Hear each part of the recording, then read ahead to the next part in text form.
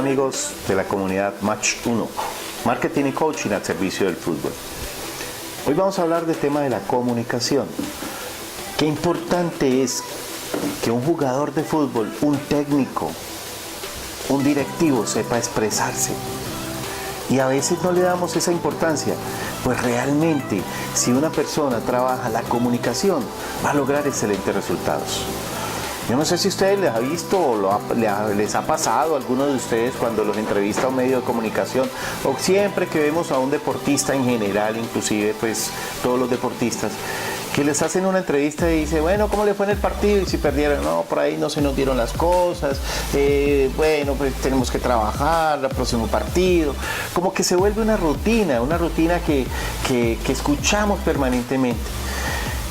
No visualizamos, recuerden que hablamos de visualización creativa, no visualizamos qué es lo que nosotros vamos a decir. Y esto se llama lenguaje, señores. Como profesionales que somos, debemos trabajar, debemos leer, debemos documentarnos. Y yo les aseguro que una persona que lee y se documenta tiene más argumentos y más elementos de juicio para poder hablar en una entrevista.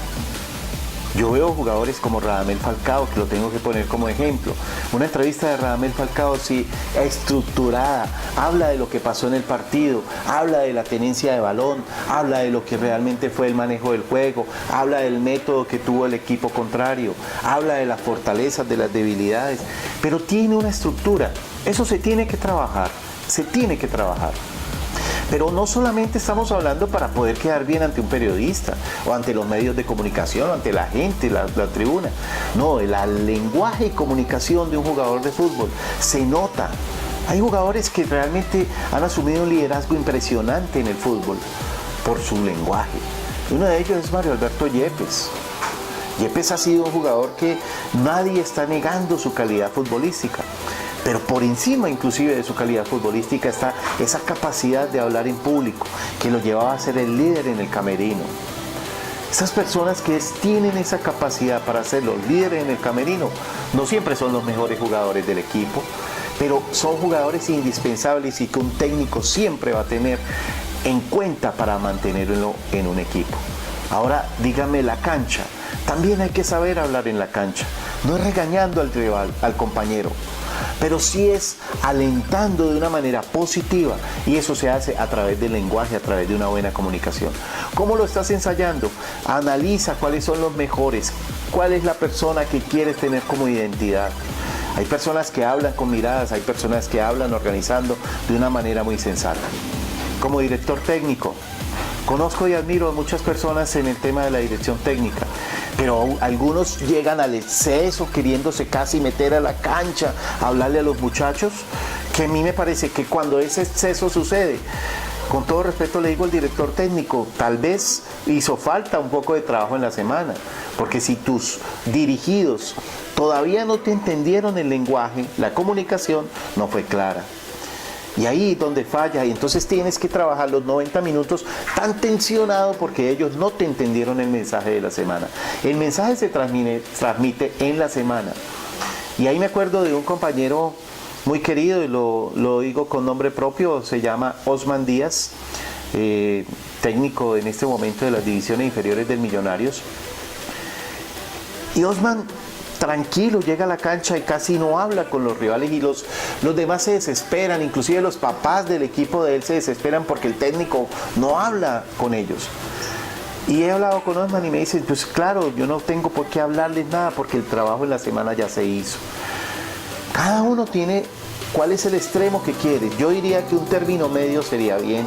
A veces hay que hablarles porque también hay que corregir cosas que van en el camino. Pero para eso tienes el intermedio, para eso tienes momentos que puedes hablar. Manejar muy bien la comunicación, señor director técnico, te da credibilidad, respeto, autoridad con los dirigidos. Pero también tienes la posibilidad de ganarte el respeto de los medios, de ganarte el respeto de los hinchas, de los padres, porque cuando te comunicas bien, eres una persona que realmente impactas a los demás. Si eres directivo, he visto muchos directivos cazando peleas que no vale la pena con los medios de comunicación, cazando peleas con jugadores, hablando en el momento que que no es. Aquí se hizo muy famoso en Colombia una vez un directivo desautorizando a un técnico acerca de la compra o no compra de un jugador. ¿Qué sucedió? El técnico se fue. ¿Por qué? Porque se pierde autoridad. Recuerden que la comunicación es un elemento que permite fortalecer a la persona. Y dice mucho de quien lo dice, no de quien lo escucha. Todo el tiempo nos estamos justificando y queremos tener la razón, queremos decir algo peleando contra el árbitro, qué sé yo, y seguramente tenemos la razón. Pero ojo, la comunicación ha existido desde que existe, desde que el mundo existe, y los lenguajes se han desarrollado hace mucho rato en la comunidad, en la sociedad, en la humanidad. Si tú eres una persona que sabe comunicarse, vas a llegar muy lejos.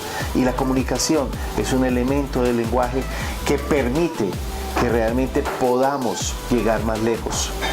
Tranquiliza la comunicación verbal, tranquiliza la comunicación escrita, tranquiliza la comunicación en redes sociales, que todo el mundo está viendo qué es lo que haces, qué es lo que eres, y esto que sale de tu boca jamás regresa.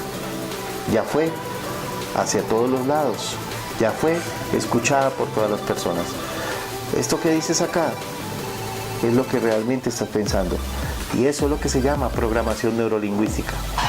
Pero yo resumo la programación neurolingüística, y me disculpan los expertos en el tema, con una frase que alguna vez vi en un bus de mi ciudad, y dice: asegúrate de tener conectado tu cerebro antes de usar tu lengua.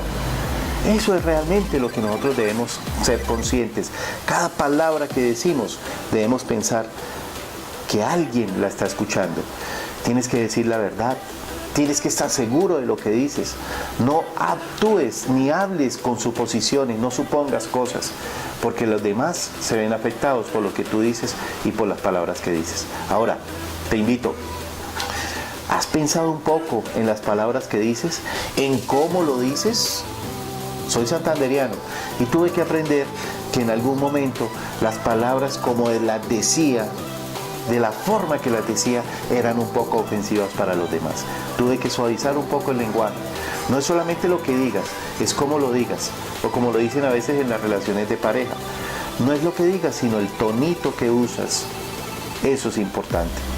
Ten en cuenta estas píldoras importantes del lenguaje y espero que empieces a trabajar mucho las herramientas del lenguaje. La invitación es a que lean, documentense, hagan visualización creativa para ver cómo cuando se enfrenten al lenguaje de la comunicación, cómo lo harían. Y les doy una píldora adicional. Hay una cosa que se llama kinestesia, que es el lenguaje del cuerpo. Cuando un ser humano habla, no solo habla con la boca, también habla con su cuerpo. ¿Qué dice su cuerpo cuando usted sale a una cancha? ¿Qué dice su cuerpo cuando usted se mueve dentro de la cancha? ¿Qué dice su cuerpo cuando usted está expresándose en un medio de comunicación? Eso es muy importante, así que los invito a que también conozcan algo más sobre el lenguaje del cuerpo, que les voy a dejar documentos importantes sobre el tema. Un abrazo, que tengan un gran día.